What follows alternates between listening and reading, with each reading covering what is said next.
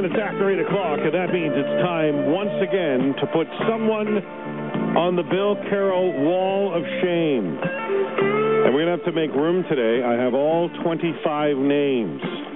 I'm putting 25 people on the Wall of Shame. You couldn't hold the hammer that long. They don't all deserve it, but I think the majority of them do. You know who I'm putting on the Wall of Shame this morning? No, I don't know. I was reading Murray Campbell's column today in the Globe and Mail. Good writer. His party locked in a state of suspension. Even Tory loyalists think his time is up. As John Tory edges closer to his self-imposed deadline to get back into the Ontario legislature, his hold at the top of the Progressive Conservative Party has become more tenuous than ever. I want to speak directly to all of the members of the caucus, and I know a lot of them listen to CFRB in the morning. You all ought to be ashamed of yourselves that not one of you is man or woman enough to have stood up and said to your party's leader, I will give up my seat for you. Not one of you has done that. If you can't do it out of leadership, out of loyalty to the leader, if you can't bring yourself to do that, and wouldn't it be nice if one among you was loyal enough to your leader to do that? Wouldn't that be nice? If you can't bring yourself to do it for that reason, how about leadership to your party and the damage this is causing? In this very column, it talks about the number of people, conservatives on the ground, the foot soldiers, who are now spending their time with the federal party and not with the provincial party. They're just giving up. So if you can't do it for John Tory, for your leader, what about for your party? Can't do it for your party? Not one of you could do this for your party? All right, well, how about this? If you can't do it for your leader and you can't do it for your party, could you maybe do it for the people of Ontario?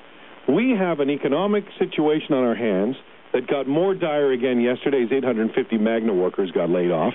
And this Liberal government is doing nothing to help the people of Ontario. In fact, it's John Tory, long before the headlines were filled with stories about economic crisis.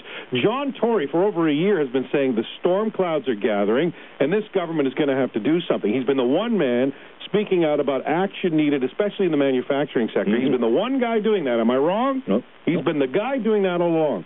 So somebody needs to get this man inside the House so that he can hold the government accountable.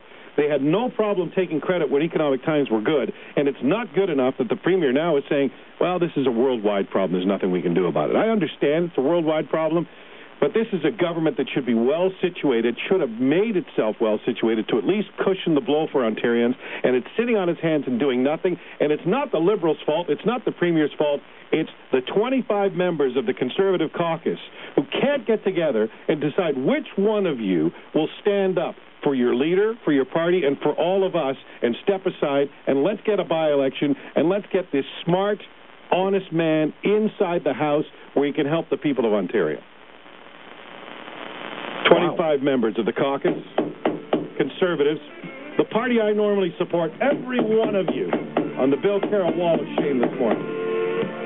Keep hammering. You got about 22 more to go. I'm not going to put them all up now. I'll save it some for later. Am I wrong? Tell me I'm wrong.